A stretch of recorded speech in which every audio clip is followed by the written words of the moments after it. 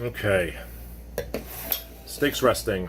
Dry aged steak from a butcher shop. Went to a butcher shop today, got a number of steaks, Wagyu and otherwise. This is a dry aged T-bone. And I wanted to have a big wine with it.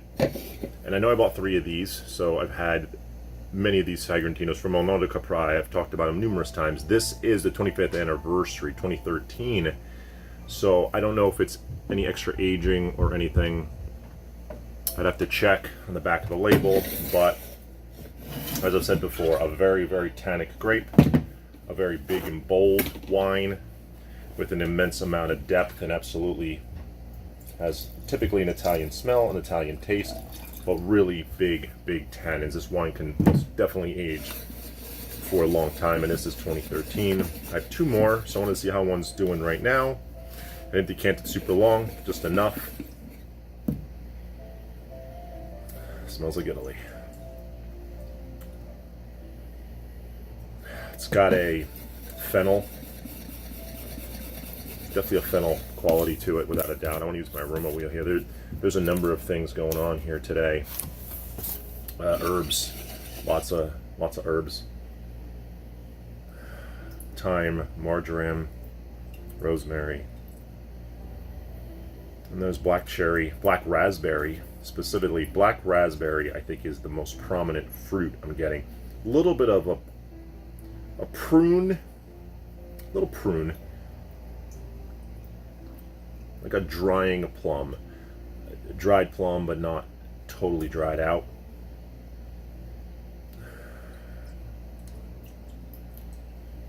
A lot going on in the nose. I mean, just a lot.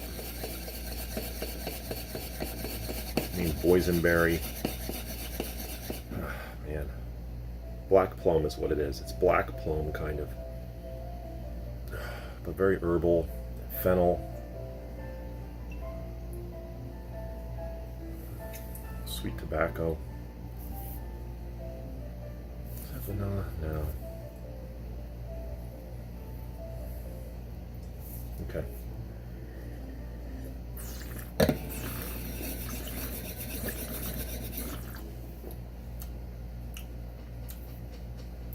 Big mouthfeel, and there's those tannins, really, really mouth puckering tannins, even for a 2013. Medium plus body. It's a big wine.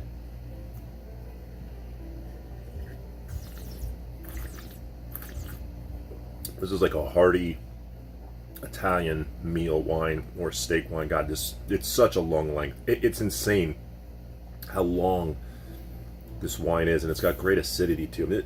I can't say enough about Sagrantino, and this one especially. First time I had this, the 20.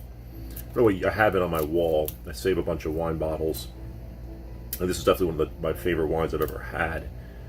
And it was the 25th anniversary of this. I got a really, really good deal on it too, I remember. But this is awesome. Sage, some sage.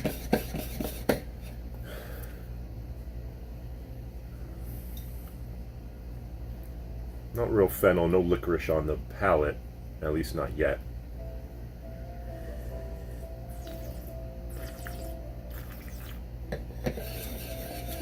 Something about the 2013 vintage out of Italy.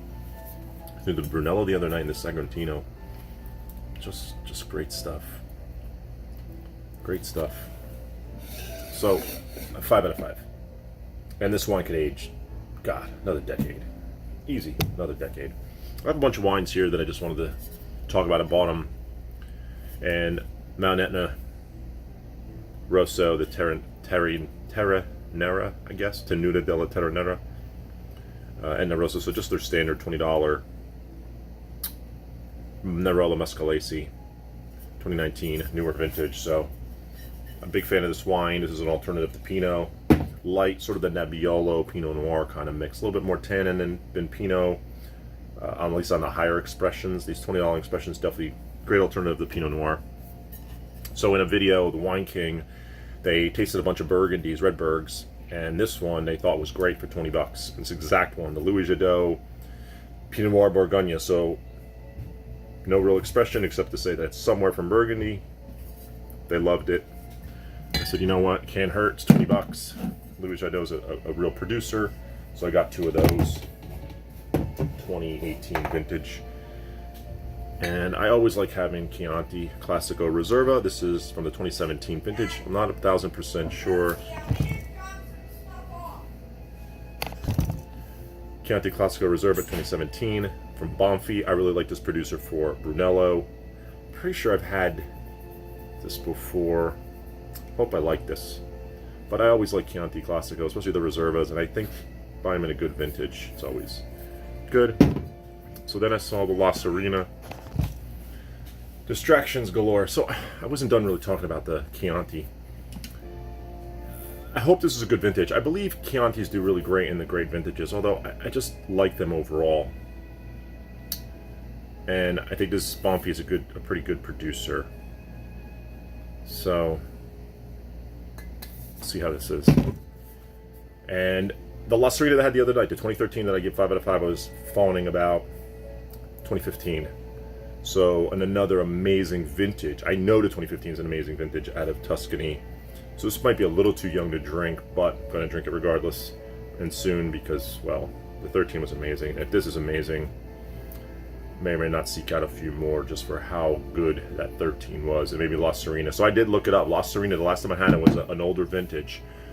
And I only gave it 4 out of 5. And I even know the notes weren't even amazing for it. But then 2013 was amazing. 5 out of 5. So that's it. I'm going to have my steak with the Sagrantino.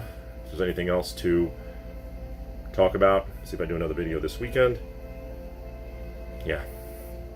I'm starting to think that this wine, Sagrantinos, have a specific aroma that I might be able to pick up in sort of a blind tasting. I don't know, maybe.